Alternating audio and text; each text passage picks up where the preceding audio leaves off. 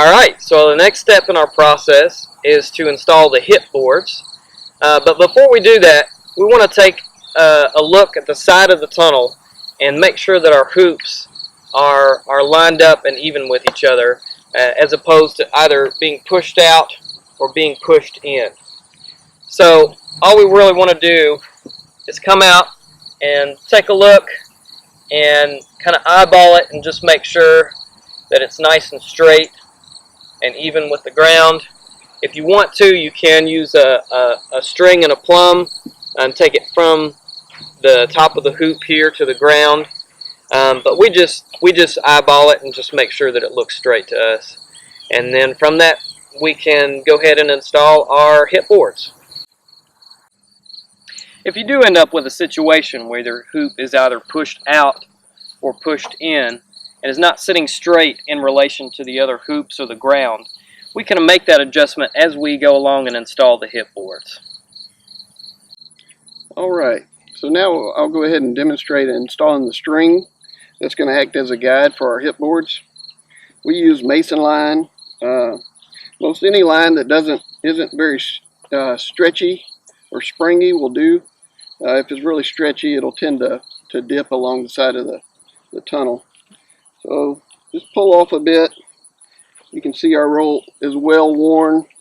So what we want to do, because this is round, it can be a challenge to tie onto here. So wrap it 2 or 3 times around the pipe. And we're going to use our 5-foot mark that Chris just made previously. And we're just going to tie that off here. No special knots. Whatever you're comfortable with using. If you find that your knot's not holding well enough for you, you can put a little piece of duct tape on here.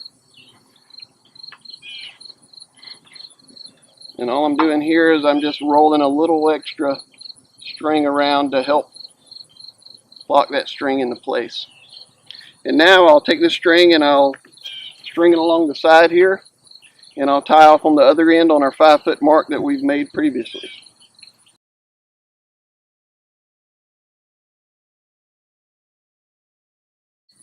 To install our hip boards, we're going to do a similar process to the way we installed our baseboard. We're going to lift the board up to the level of the string and drill through the board and then through the hoop, just as we did on the baseboards. And we're going to do that along the length of the tunnel. And again, we're going to, at the conjunction of the boards, we're going to use a screw for a toenail.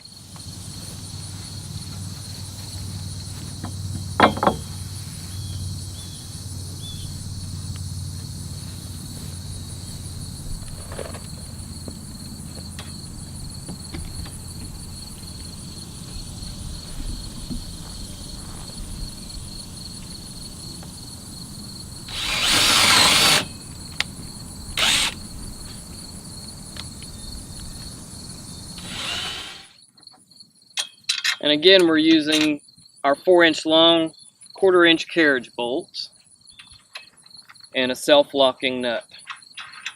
Want to make sure that our hip boards are fairly lined up or even set back slightly from the end of our last hoop, so that we don't have any plastic that's going to be stretched over the end of this hip board. So we just don't want it protruding out past our final hoop on the structure.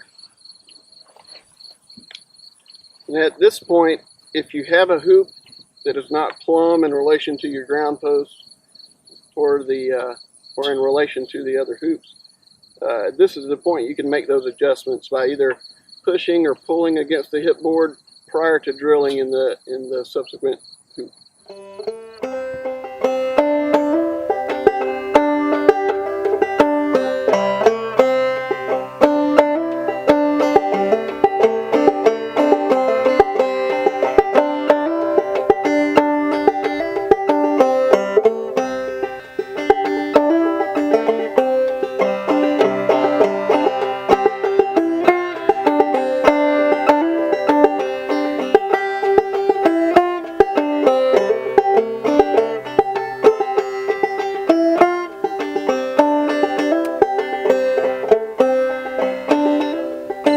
so working along on our hip boards, we're at the junction where two boards will be coming together.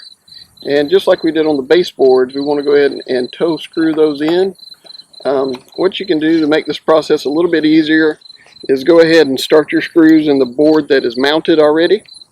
So we'll just put it at a whatever angle that is. We'll call it 45, but a couple of inches from the end of the board. We'll start that. We'll make sure that it's not sticking out past the end of our board, because that would force the next board we put in place off of the junction. I'll go ahead and put one in the top as well.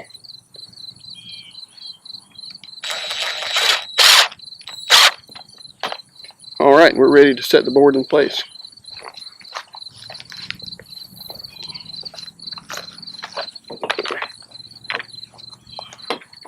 Alright, so we'll butt our two 2x4s together here.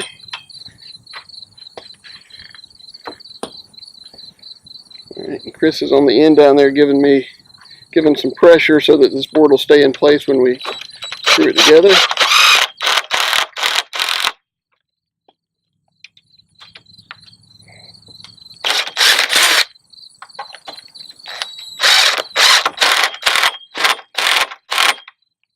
Alright, we'll put two more in here just for safety's sake.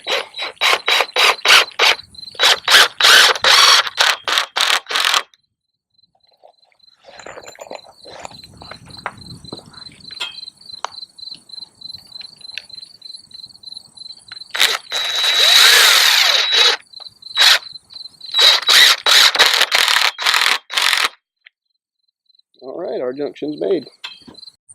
Okay, we're finishing off our hip boards here, and we see we've got a little bit of excess. So again, just like we did with the baseboards, we're going to trim that off. Again, making sure that we're not sticking out, we don't have any wood sticking out past the edge of our hoop here, so that we don't have any wood rubbing up against or puncturing the plastic. So I'm just using a handsaw, and I'm just going to go ahead and trim off this excess.